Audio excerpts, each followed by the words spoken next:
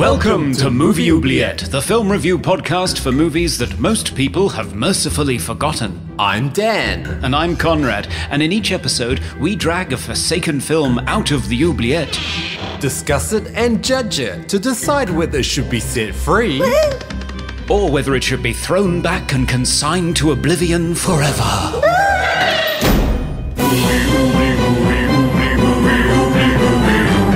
Review the films others tend to forget. Come with us and open up the movie oubliette. Hello everyone, welcome to Movie Oubliette, an Antipodean podcast with me, Dan, right down under in Melbourne, Australia. And me, Conrad, all the way up in Cambridge, UK. In this podcast, we drag a forgotten and forsaken film from the depths of the dungeons to decide whether to set it free into the world to be praised anew or whether to cast it back down into the darkness, which is the oubliette. We will mainly be discussing fantastic cinema, so horror, sci-fi, and fantasy, because those are the best genres that tickle our fancy. Conrad, how are you today? I'm very well. How are you? I'm doing great. Anything in the mailbag today? Well, we have a scary tweet. We have one from Josh Sentry who says, if one of you is in the city of Melbourne, I'll stalk one of you. Guess which one of you I'll be stalking. I'll give you a tiny hint. I live in Melbourne. That's great. I guess that's going to be good to hear. You. And I will continue to be blissfully stalker-free. So good luck with that. All right. I'll look out for any Joshes that come my way. How about you? Did you get anything in the mailbag? So I think we got an email from Isaac, last name, who I think his real name is Isaac Sutton. And he gave us a whole bunch of recommendations for movies to review. And those movies include Push, Panic Room, and Planet of the Apes. I think one of the original 70s versions.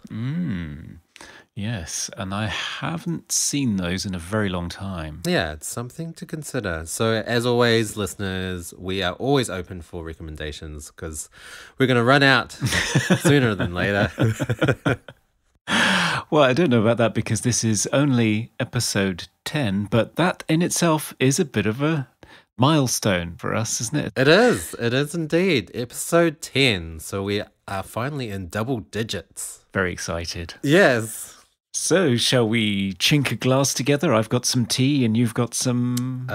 juice, it seems. Cheers. Cheers. May there be tens of more episodes in our future. Wow, what is that noise? Yeah. Is that the movie we're doing today? Something is hammering really hard against the oubliette trapdoor. Yeah. I better go and investigate. Yes, please. Okay. Oh, I see. Dizzy like a fox. It is indeed our selection for today, which is The Haunting. Ooh, spooky. Yes, the 1963 version directed by Robert Wise and not the horrific 90s abortion directed by Jan de Bont. Kind of the archetypal haunted house movie, and it features Julie Harris, Claire Bloom, Richard Johnson, and Russ Tamblyn as four people who, as a scientific experiment, go to an empty house that is long rumoured to be haunted. One of them, Dr. Markway, is this paranormal investigator, and he recruits two women, Theodora and Eleanor, who have had experiences with the supernatural before, to come along as his study partners to see if they feel something or experience something. And Luke Sanderson, played by Russ Tamblyn, comes along. He's there just to make sure that no funny business goes on and that everything's above board. He's actually the nephew of the lady who owns the house. And as the film progresses, the four of them experience various supernatural and terrifying things, or maybe they don't. It's up for grabs, and it all culminates, unfortunately, in dramatic loss of life. So yes, The Haunting. Very intriguing. And forewarning, I guess, major spoilers to everyone, so please do go out and watch it before you listen to the rest of this episode. Yes, please do. And by way of a spoiler for this episode, I will tell you now that we have a special guest this time. Let's find out who it is. Yeah.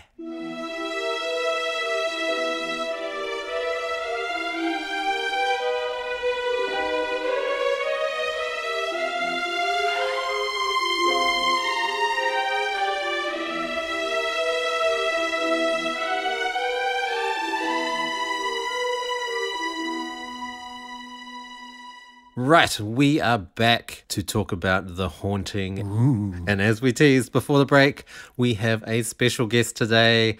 She is a writer and producer of movies. Her name is Sarah Daly. Hey, guys. Hello. So, Sarah, you and... Is Laurie your husband? Are you married? No, we're not married, but cohabiting. Okay.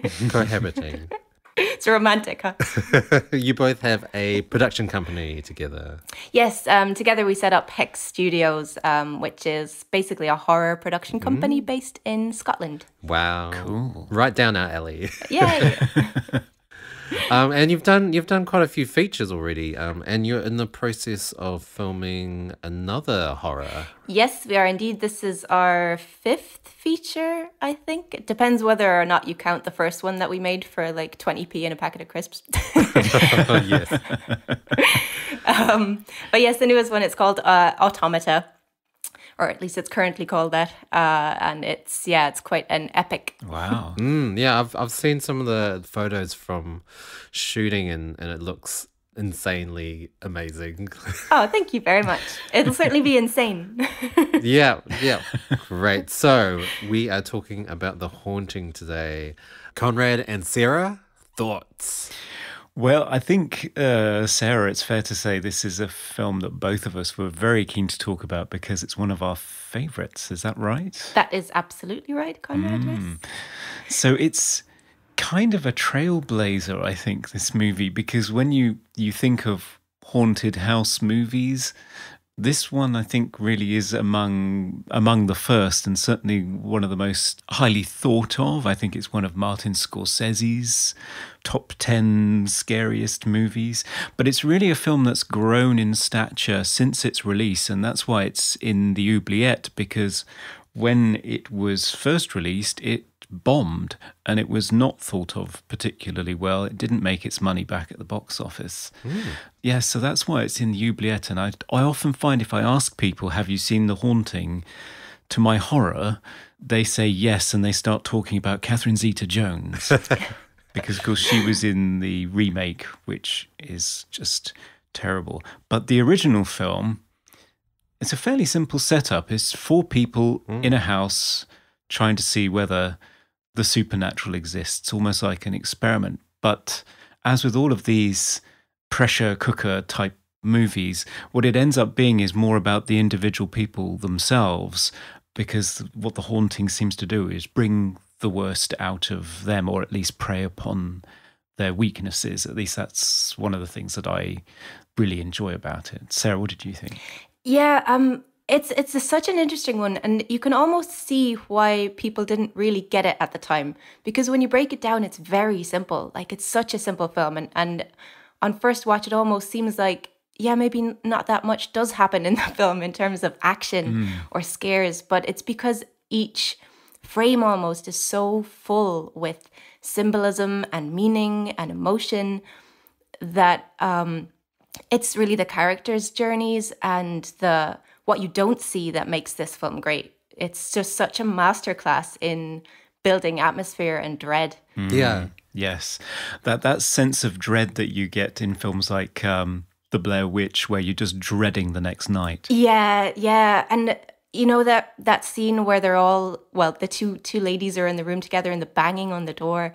Like, that shouldn't be scary. It's so simple and it goes on for such a long time, but it's just terrifying because you're put in the room with them. You know, it doesn't have to be this terrifying monster. All you need is the simplest of things because you imagine it happening to you.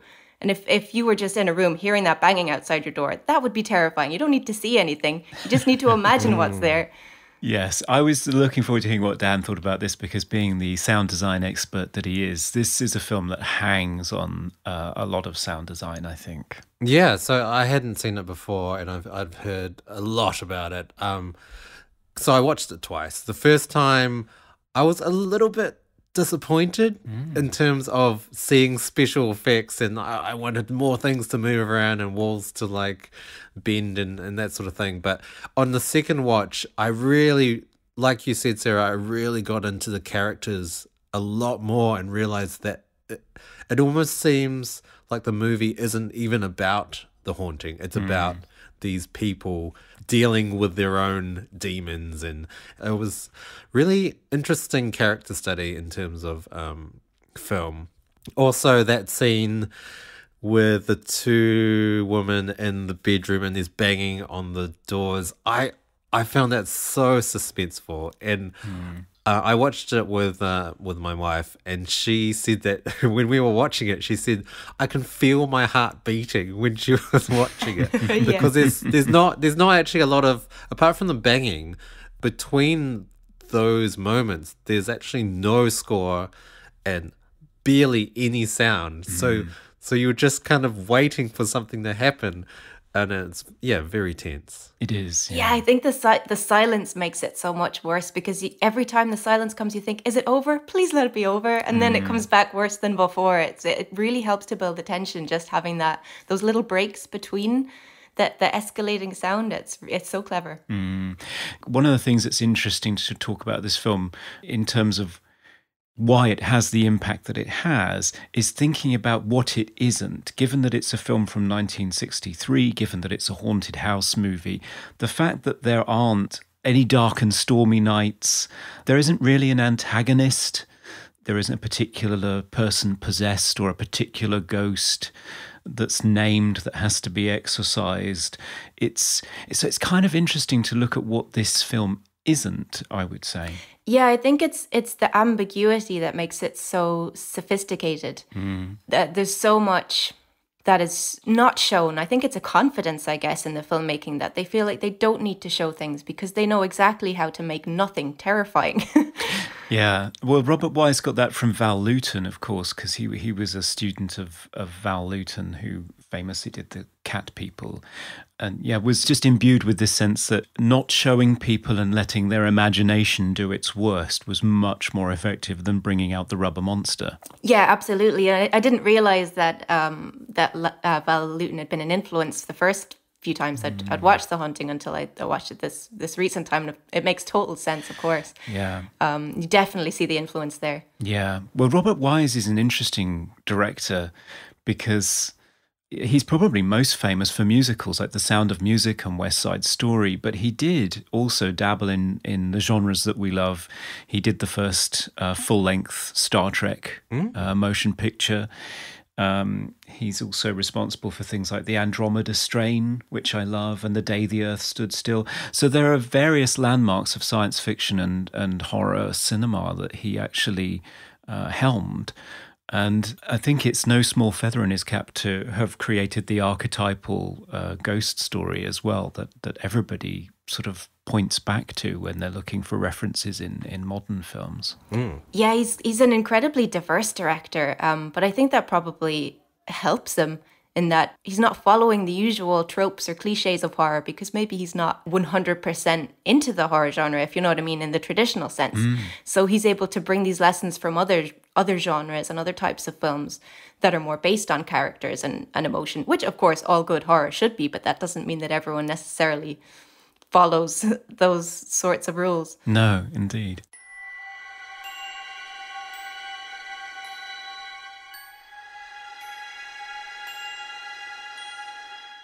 I think also another aspect of the film that really struck me was the set design, production design was just amazing. Like every room was so unique and ornate and decorated.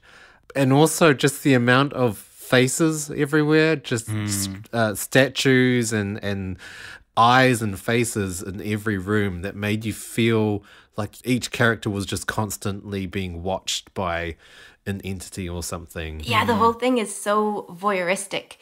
Like even when it's just the camera being the eyes, you always feel like you're spying on them. It's almost like one of those found footage horror films where you've got CCTV cameras everywhere, but obviously done in such a more sophisticated way here.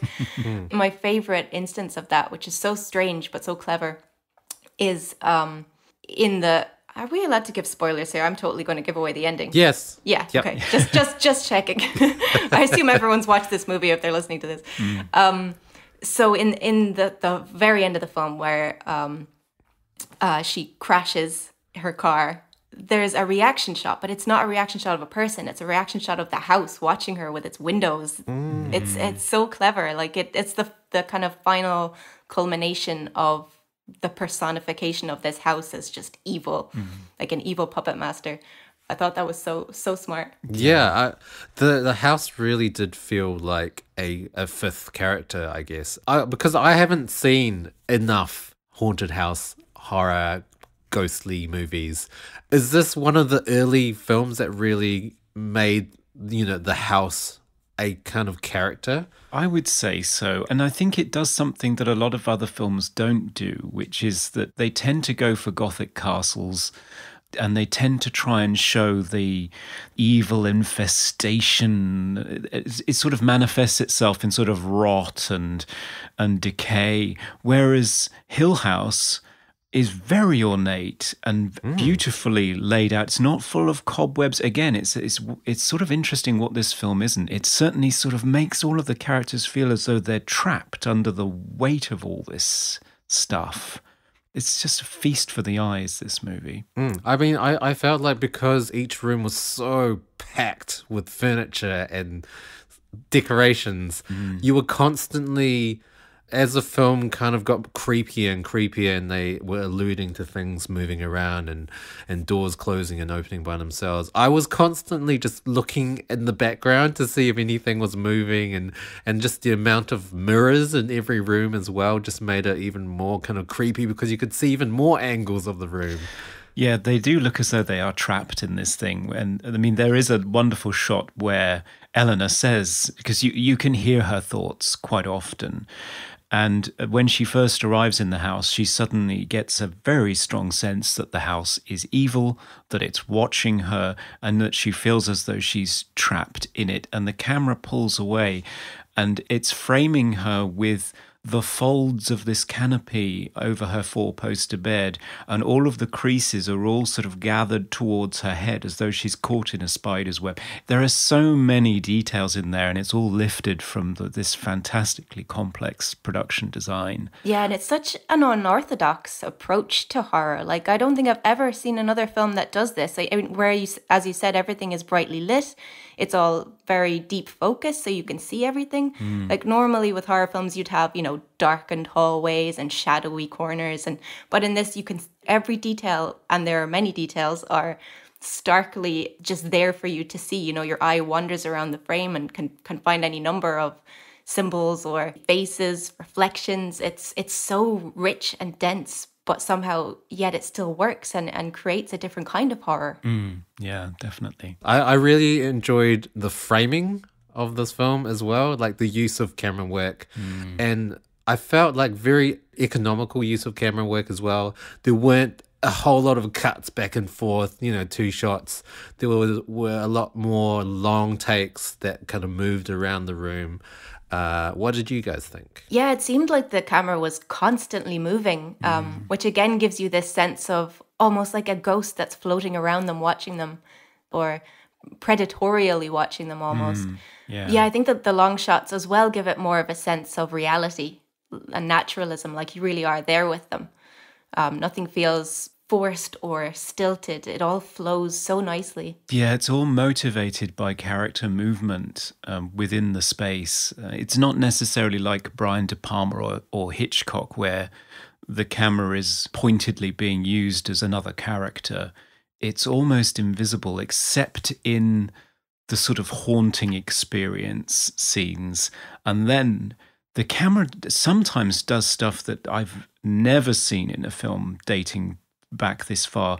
It almost looks like Sam Raimi's style of camera movement. I mean, if we talk about the terror in bed sequence where Theodora and Eleanor are terrified in the middle of the night by these banging sounds that are reverberating through the house and going past their door.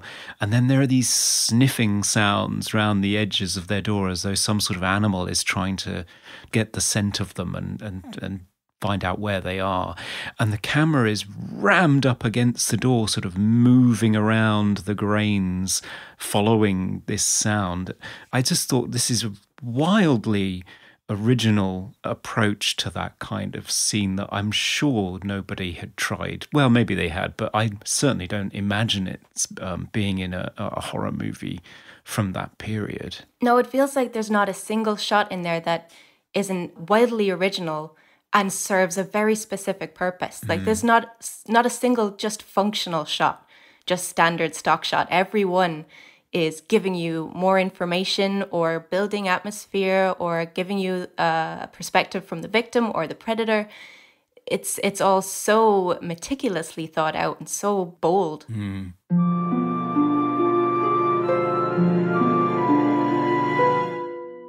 There is one interpretation of this movie that I have read. In fact, it was Nelson Gidding, the screenwriter's interpretation of Shirley Jackson's original novel, that this isn't a real experience. This is actually Eleanor having a nervous breakdown, and Dr. Markway is actually her doctor, and she's actually in hospital, and the whole of this is just her freewheeling, insane imagination, what you're watching.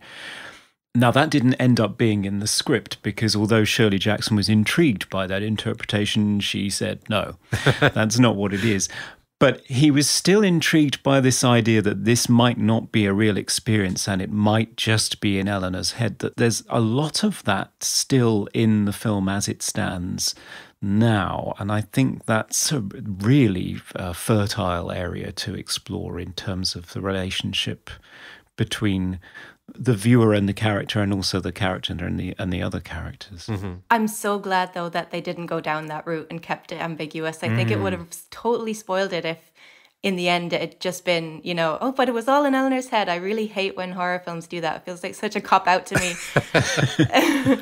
Or it's a dream. Yeah. Oh, no, I don't like it. It's a clever interpretation, but yeah, I think they got the balance just right in terms of what we believe is really happening and what might be happening in Eleanor's head. I feel like they feed into each other rather than cancelling each other out and make the film stronger for it. Yeah, definitely. And there is another interpretation that I come to sometimes, which is, of course, Eleanor is there because she's had a past experience with the supernatural, although she fervently denies it, which is that her house was once rained upon with stones, which is something that I think Stephen King picked up for Carrie later on.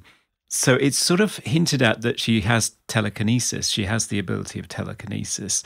And if that's the case, it could be that everything that happens in the house is actually her, that she's doing all of it. Wow. So it is supernatural, but it's all her. But again, it's not definitely that. It's there as an interpretation. And if you watch the whole film through with that in your mind, it does work that way. It does. Yeah, I love that they've left it open for interpretation. Again, I think the right way to approach these ambiguous films is when the writer and director, they know which path they're going down, but they don't tell you. They let you decide for yourself.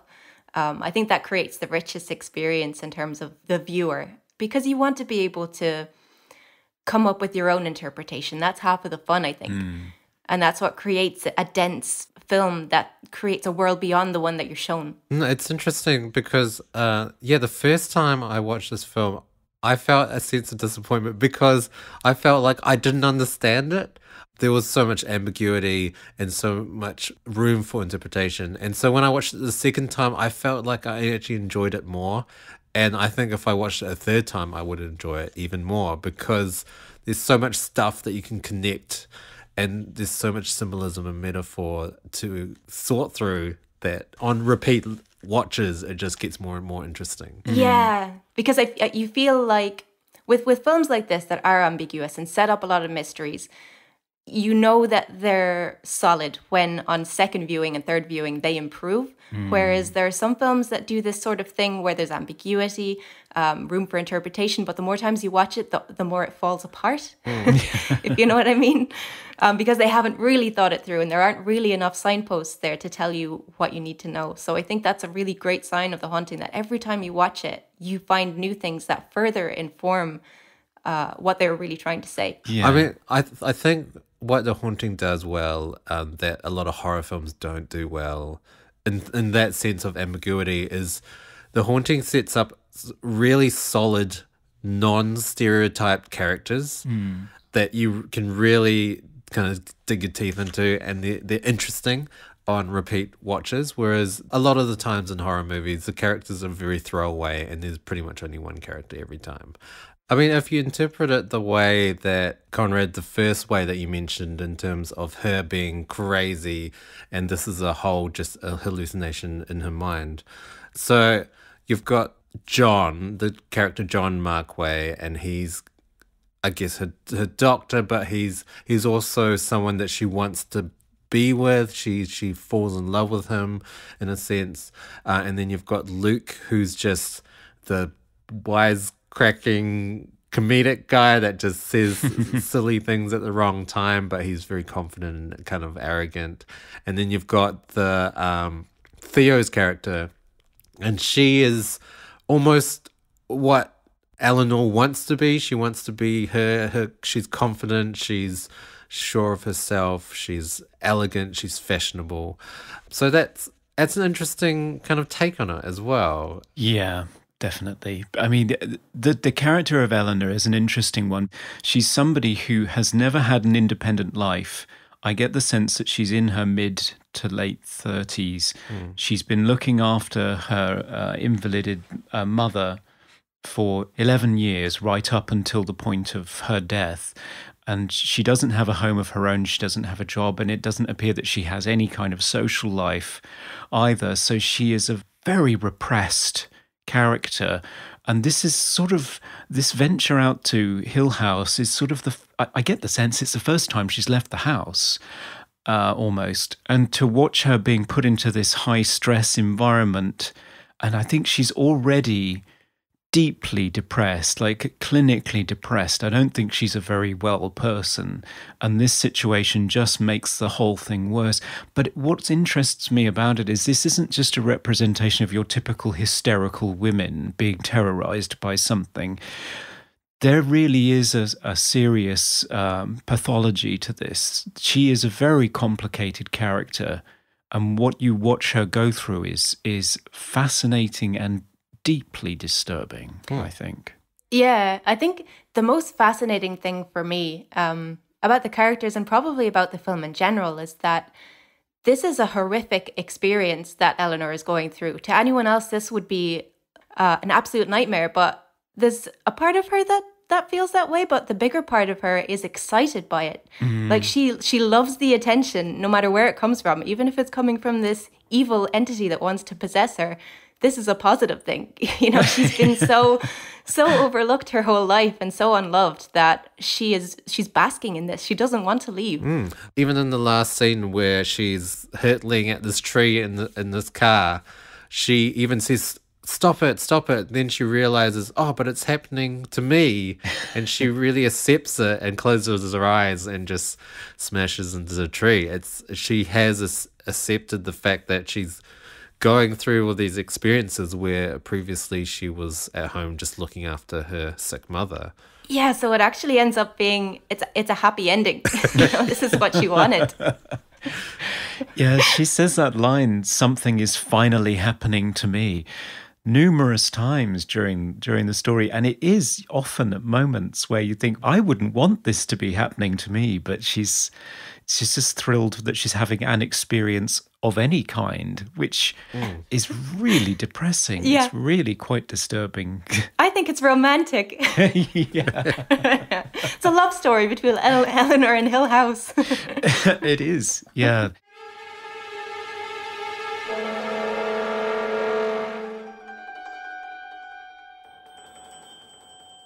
I suppose we should also touch on Theodora, who is a very interesting figure, played marvelously. I mean, all of the actors are fantastic in this, but Claire Bloom is a standout. She represents sort of an ideal for Eleanor in terms of she has her own independence and has her own home, and she first meets Theodora when she goes to the house, and then when they see Dr. Markway, she characterizes them by their clothes, by the way they look. She says, "So I guess this is Theodora in velvet and Eleanor in tweed."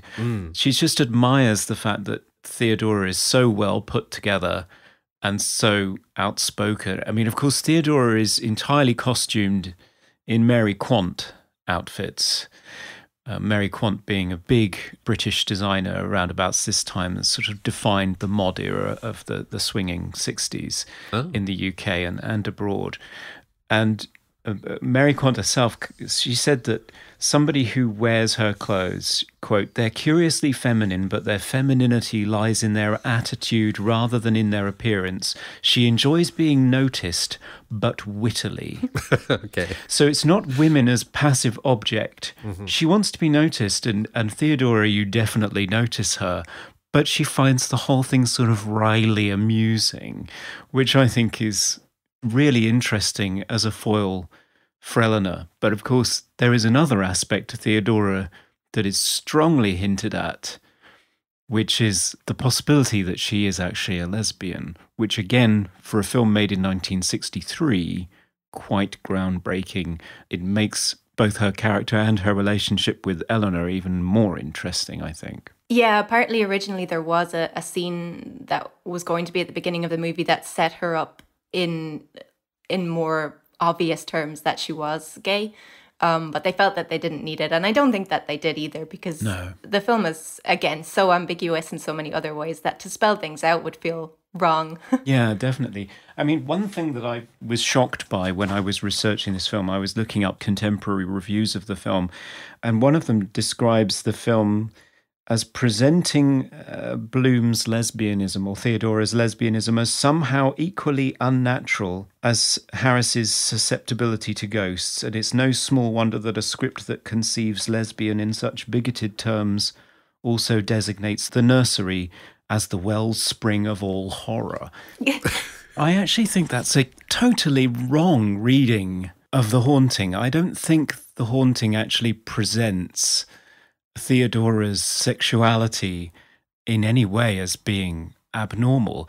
It is an accusation that Eleanor throws at Theodora, but notably when they're having a heated argument because Theodora has called Eleanor's interest in Dr. Markway out. I called her out on it, and she's just lashing out at her, and she calls her one of nature's mistakes. But again, it could still be ambiguous because Eleanor is such an inexperienced person. I'm not terribly sure that she would necessarily recognize or even know that Theodora is gay.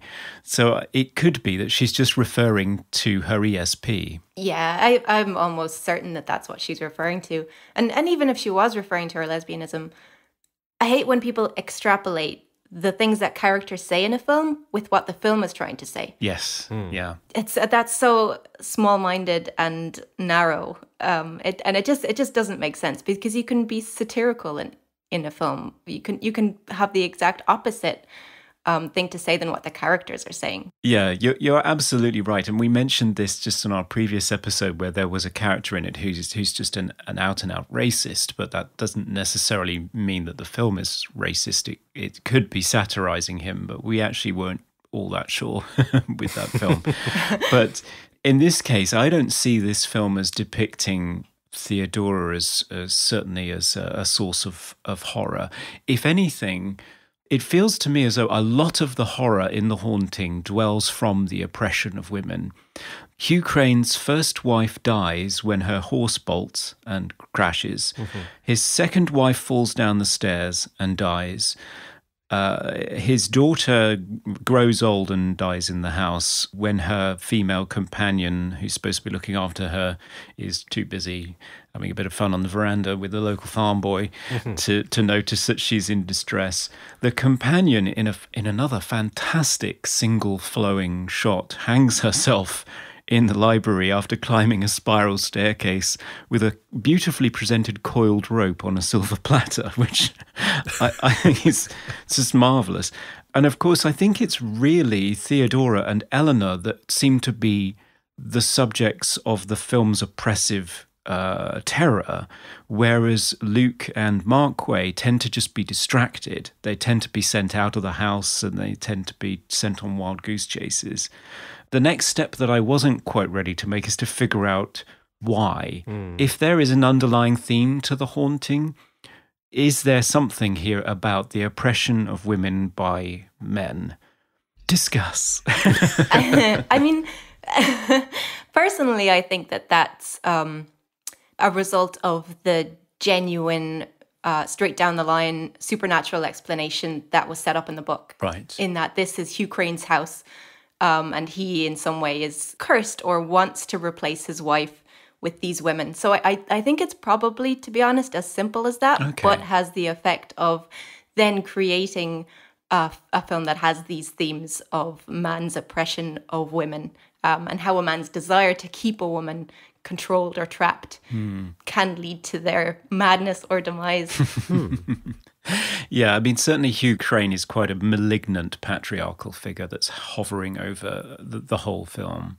I mean, one of the scenes that I find particularly hair-raising is the second night in bed where Eleanor wakes up hearing, I think it's sermonizing.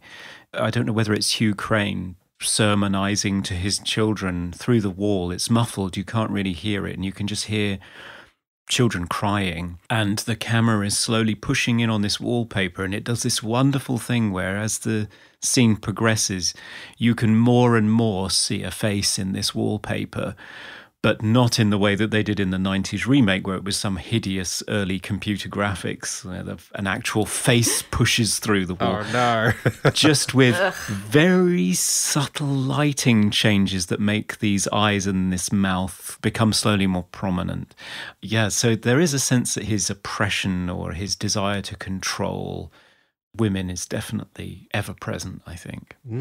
I mean, because you've also got portrays John, so he's trying to help Eleanor in a way to kind of deal with her own demons, but in doing that he kind of comes onto her and she falls for him, and he forgets or doesn't tell her that he's actually married, and then when she finds out she's distraught, and so I guess it's kind of alluding to the fact that men are scoundrels and always wanting to be unfaithful with their wives, I guess, as well. So that's very. There's so much to think about now. I almost want to watch the movie again. Yeah, and as Sarah said, I think you can watch it again and again and again, and you can see more and more and more each time. Now it's time for Random Trivia. Okay, it's just the boys now, here with our usual standalone segment, Random Trivia. Dan, what have you got for us this time? Oh dear, it seems like I had forgotten to look up trivia about this film, but do you have anything, Conrad? Fortunately, I do, actually. So John Markway, Dr. John Markway's wife, turns up midway through the movie. Actually, she sort of kickstarts the third act, Grace Markway, and she is played by Lois Maxwell, who, of course, played Moneypenny in the first 14 Bond movies. She'd already been Moneypenny once in Dr. No in 1962, then she did The Haunting in 63, and then she was Moneypenny for every Bond movie up to and including View to a Kill which was Roger Moore's last one. And then after Roger Moore retired, Timothy Dalton got a whole new Moneypenny, and she's been played by several women since. But yes, Dr. Markway's terrorized wife is Moneypenny. Wow, that's amazing. Interesting you brought that up, because I felt like Dr. Markway was very James Bond-esque. Like he reminded me of Timothy Dalton quite a lot, actually. Yes. And actually, Richard Johnson mentions in the commentary that he was a candidate for Bond at one point in his career, but it didn't quite happen. So there we go. I think he would have been good. Yeah, I think so as well. I was hanging on every word that he was saying. He had some great quotes. Oh, yeah. Yeah, and that moustache. I know, that moustache. And that's our random trivia. Woo!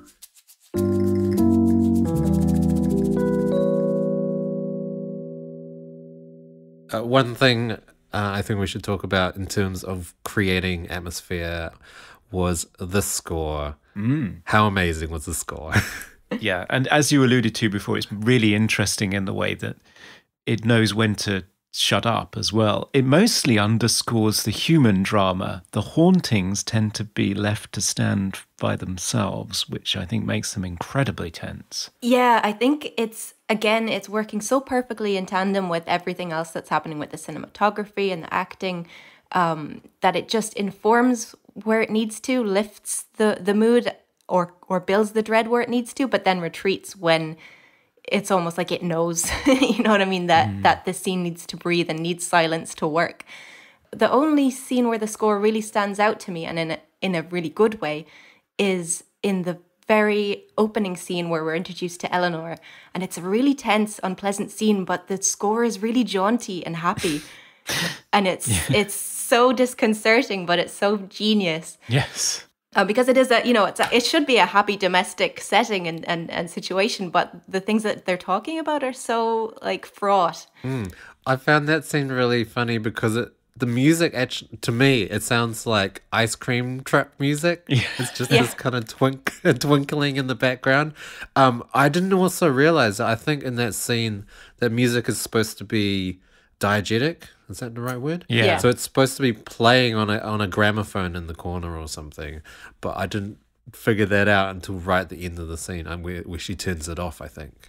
Yeah, she does. But yeah, I agree. That scene, music-wise, was very, very polarizing in terms of they're talking about her, staying on the couch and how she wants to live her own life, and then it's just happy ice cream truck music in the background. Yeah. I guess it maybe represents the idealism of Eleanor and her naivety or something along those lines. I found the score as well. It's just so amazingly weaved through the movie. So the theme of the music is it's constantly changing to be played on strings, to be played on flute and other woodwind, and it makes the whole, because it goes throughout the entire movie, it feels just really unnerving all the time. And in one of the final scenes when she's climbing up the staircase and everyone is shouting to Eleanor to stop, get down, and the staircase is probably the most wobbly, unstable, unsafe staircase I've ever seen. It looks like it's hanging from like pieces of nylon or something. And you've got the score kind of climbing up as she's climbing up, and it's just really unnerving. Also, the score doesn't really resolve ever. There's never a final dun dun chord. It just keeps kind of descending and ascending in these kind of chromatic lines. That's really unsettling to listen to as a musician. Yeah, and it can so suddenly go from being quite mysterious and light or even romantic to suddenly this dark crash, and it turns atonal and insidious and horrible. It's like it's so unpredictable that it can suddenly turn and just like twist and your stomach drops. It's so clever. Yeah. I mean, I also think that the theme itself isn't actually that horror sounding. It's actually more kind of fantasy, whimsical almost sounding.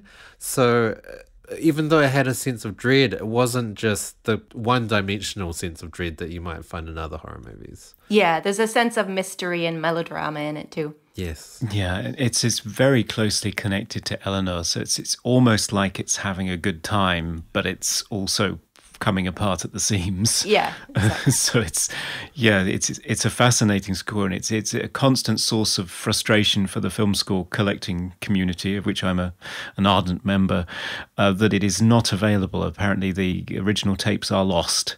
Wow. So there have been numerous campaigns to try and mount a re-recording of it, but yeah, the tapes are lost. What a shame. Oh, that's a shame. It is. It's also worth mentioning the actual composer, which I forgot to say. His name is Humphrey Searle. Is that how you pronounce his last name? I think so. Oh yeah, I believe so. And it's not a name that I have heard a great deal. I looked up his other films and I haven't seen a single film from him. So Yeah, I think he's mostly like like a composer of orchestral pieces, not necessarily always film. So, Yeah. but he did good. He did an incredible job. I mean, every technical aspect of this film is masterful, but underneath all of that, the film is still, I think, incredibly effective after all these years. Because I should say that the day this podcast will go out, 18th of September, is the 55th anniversary of the original release of the film, which is quite something. So happy birthday, The Haunting. Coming to you live from the Movie Oubliette Theatre, it's the prestigious Mobley Awards. welcome back, and it's that very special time. Just the boys again. It's the Mobley Awards, where we nominate a bunch of our favourite things in a number of great and exciting categories. Yes, starting off, as always, with our favourite quotes. And given that this film is so beautifully written and there are so many great lines of dialogue, I have a feeling you have probably several nominations, Dan, but let's tease a few out. What stuck out to you? I really loved the opening monologue and also the closing monologue from Eleanor. This is after she has been killed, and it's just a shot of the very evil-looking house, and she says, "Hill House has stood for 90 years and might stand for 90 more. Within, walls continue upright, bricks meet, floors are firm, and doors are sensibly shut. Silence lies steadily against the wood and stone of Hill House, and we who walk here walk alone." Ooh. Just so poetic, but very creepy at the same time. It is very creepy that because of course it's spoken at the beginning of the film. Yes. It's the ghosts who walk here walk alone, and now she's one of them, but she's still alone. Poor Eleanor. I know. I felt she was so nihilistic. Everything that came out of her mouth was just incredibly depressing and very nihilistic. Yes, which Sarah found darkly romantic, which I think is a lovely take on it. I mean, one of the lines that I have written down that I particularly liked is where she talks to Dr. Markway about her habit of sleeping on her left-hand side because she read somewhere that it wears the heart out quicker. And I thought, isn't that the most telling piece of dialogue? That is the most cowardly and slow way of committing suicide that I think has ever been suggested on film. Yeah. Really, very, very sad. But there are lots of more witty lines as well. I found John Markway had a lot of great lines. Yes. One of my favourite lines of his is where, during the opening monologue, where he says that Hugh Crane died in a drowning accident. Marvellous. I know. I thought of you, actually, when he said that, because you often describe things as being marvellous. I do. I wonder if this is where I got it from. Maybe. Yes. Yeah, it could well be. But yes, he has a very distinctly black sense of humour. So, on to the next category, I guess most 60s moment. Well, I think for the 60s, it has to be the Mary Quant clothes, I would say. There's nothing else about it that's particularly culturally specific to the time, I don't think. No. I also think we should mention the tremendous amount of smoking all the way through the movie. But I mean, that's just pre-80s, I guess. Just everyone smoking all the time. Kids around, you know, inside. You got to have your smoke. Yeah, pretty much. Best hair? Slash costume. I thought John Marquay's character was very well put together. Always in a suit and cardigan with tie and slicked back hair and a great moustache. A great moustache. Yeah. The only thing I noted was that when Eleanor, on her second day, is really letting herself go and trying a new hairstyle, which Theo remarks on as being something that's entirely for Marquay's benefit, it still looked like it was entirely up and restrained by 500 pins to me. Yeah. So even when Eleanor let loose, she was pretty buttoned up, I thought. Yeah, that's true. So what would be your favourite scene in the film? I think the first bedroom ghost banging on the door scene with Eleanor and Theo. And it's, you know, you've got the camera kind of panning across the room and you've got the banging on the door, but you don't see anything. And then you've got the close-up of the door handle, and very unnerving scene, great use of sound design, no score at all, and like I mentioned before, holding my breath throughout. Yeah, it's a fantastic scene, and I think it's the one that everybody remembers when they've seen The Haunting. Definitely my favourite scene as well, although there is a close second with the wallpaper, the second night where she's staring at the wallpaper and seeing the face in it. Yes. Fantastic stuff. Cliche. Now it's kind of difficult, isn't it, with this, because did this film give birth to all of the haunted house cliches? Or Yeah. is it guilty of them? I don't know. I mean, yeah, exactly. Because, you know, you've got the doors shutting by themselves. You've got the cackling laughter drenched in reverb coming from who knows where. You've got the close-up of the door handle turning. And even the house itself is such a cliche horror trope with its long hallways and its mirrors and its grand staircase. So, yeah, if you can say it's a cliche, but then again, maybe it invented these cliches. Yes, I think in a lot of cases it probably did.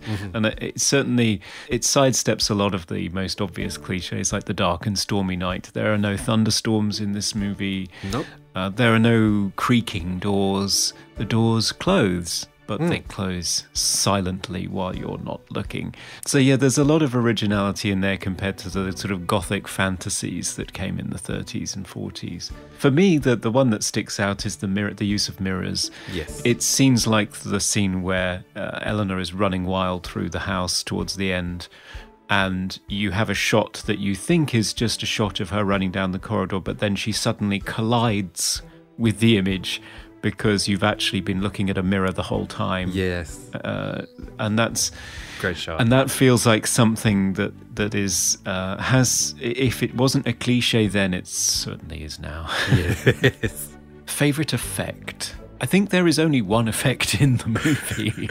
Well, yeah, I mean, I think it's like the third big ghostly scene, and the door is expanding and contracting by itself, but I can't really figure out what's going on, because you've got it in, you know, in Nightmare on Elm Street where Freddy Krueger goes through the wall and the wall's just made out of, you know, spandex or something, and he's just making shapes in the wall. Yeah. But this was a full door with panels, so it didn't look like that.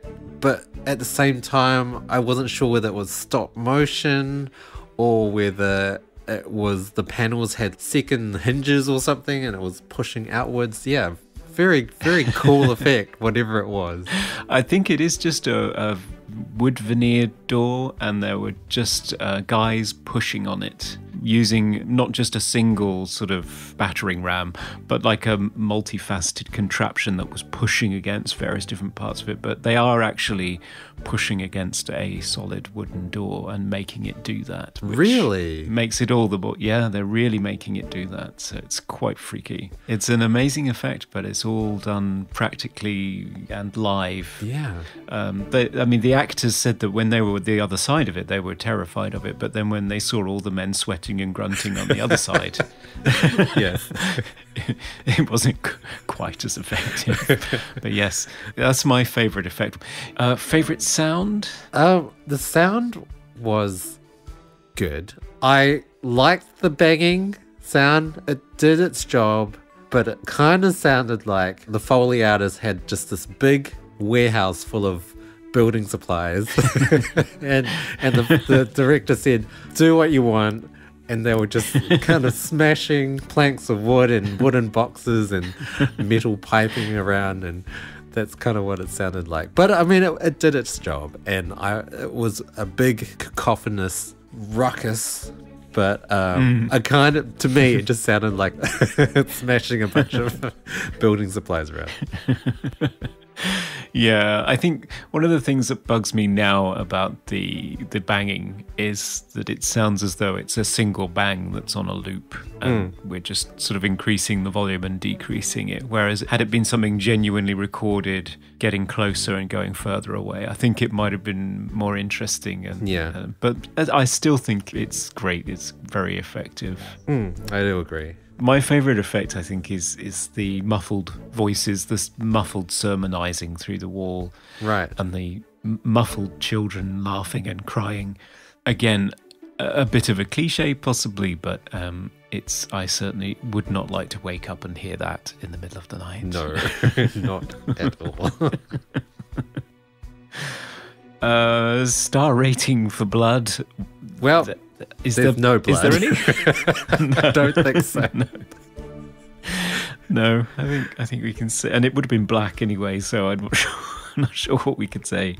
And our final category, funny scene. I always love hearing which scene you found. Well, I mean, unintentionally funny. There was just one single line in the entire movie that I was laughing at. There's a scene where Eleanor's on the balcony and she's looking up at the tower, and suddenly she gets dizzy or something, almost falls off the balcony, and John Markway catches her, and then Luke and Theo walk on to the balcony, and Eleanor's just explaining that she was looking at the tower and she got dizzy, and then Luke replies, "Dizzy like a fox, huh?" Which I don't understand that line at all. Because do foxes get dizzy? I don't think so. I haven't seen a great deal of dizzy foxes around here, has to be said. Yeah. But yeah, I think he's alluding to the idea that she was swept off her feet by Markway. But yeah. Okay. But who knows? There was another scene that I only found funny because I expected something to happen and it didn't happen.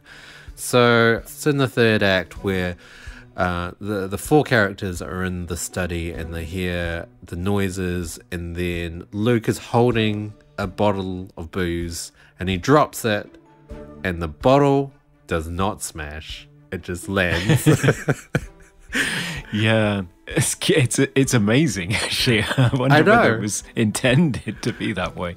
Because you expect in all movies, especially horror, that if someone drops a glass or a bottle, it has to smash. Yeah. But no, it stays solid. It does. It just sprays whiskey everywhere. So that's the movies. Marvellous.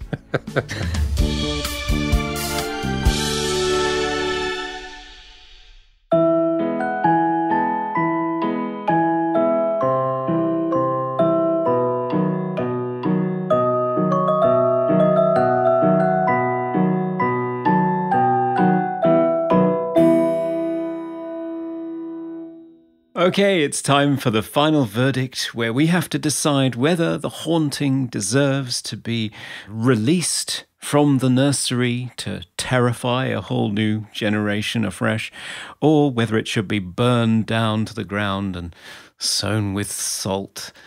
As you're our guest, Sarah, let's start with you. What do you think? Oh, it should absolutely be released from the nursery. I think this is it's an absolute classic and was a trailblazer in so many ways. And I don't tend to watch a lot of movies more than once, but I've watched this one like a dozen times. So that's got to say something. Yes, for sure. As you say, I mean, it's one of those things that the more you watch it, the more you get from it. And I think that really is the hallmark of a great movie. Absolutely. Yeah. Dan, what did you think? Yeah, I mean, I have to be honest, first time I watched it, disappointed. But only because I think I was expecting a cliche haunted house movie, and that's not what it is. It's a lot more, so much thought gone into the writing in terms of the characters, and has been executed well in terms of acting. Score was phenomenal. And yeah, really impressed with the cinematography and the framing, with what they had and the use of sound design and very limited special effects that were very effective. Loved it and will release it any day. Yeah. Well, me too. I mean, I chose this one, but it's not one that I've forgotten over the years. It's one that I hold very dear to my heart. And watching it again for the podcast, I was still amazed and thrilled by it. I think it's a fantastic piece of filmmaking. And I'm really sad that more people don't know it, or worse, people know the remake, which is A travesty. It really is. But high hopes, because there is a newer version of it on the way. Mike Flanagan is directing a new adaptation of Shirley Jackson's novel for Netflix. It's going to be a multi-part series rather than a movie. And Mike Flanagan is somebody that I respect. He's done some great films: Oculus, Hush, Before I Wake, Ouija, Origin of Evil, and even adapted one of Stephen King's most notoriously difficult to adapt books, Gerald's Game, very effectively for Netflix. So I am intrigued to see what he does with The Haunting of Hill House.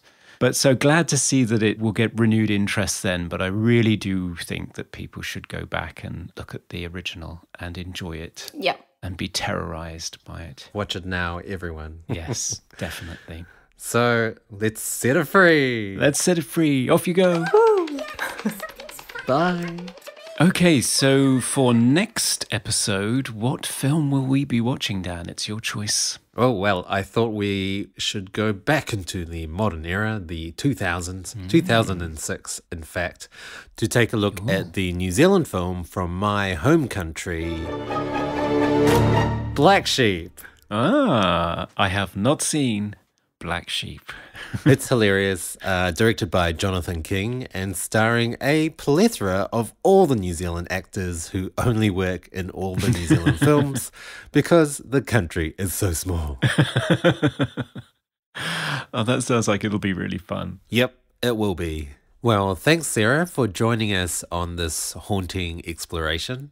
The pleasure's been all mine, guys. Thank you so much for having me. If people want to follow your exploits online, where would they find you? The best place is probably our Hex Studios Twitter, which is at Hex Horror, or on Facebook, again, Hex Studios. If you just Google us, you'll find us. And yeah, we'll be posting all our latest movies and developments there. Marvellous. Yes. And also with mentioning that me and Conrad both know Sarah from a little website called Hit Record. So you can also find Sarah on Hit Record as Meta Forest. Yes, where I do some less horrible things. And if you want to talk to us or keep up to date with what we're up to, then you can follow us on our socials. We are on Instagram and Twitter and Facebook and everywhere. We are Movie Oubliette. If you want to email us, we are also movieoubliette@gmail.com. And if you're having a tricky time spelling oubliette, it is Oubliette. Sorry, there is just a racket coming from next door. Can you repeat that, please? Oubliette. And don't forget to rate and review us on iTunes or any other podcasting platform that you happen to be devouring us on, because we like it. We do. We like all the reviews and all the ratings, please. Yes, please do. So that's goodbye from us. Bye, guys. Bye. Episode 10. We review the films others tend to forget. Come with us and open up the movie oubliette. The master of the house died in a swimming accident. Marvelous.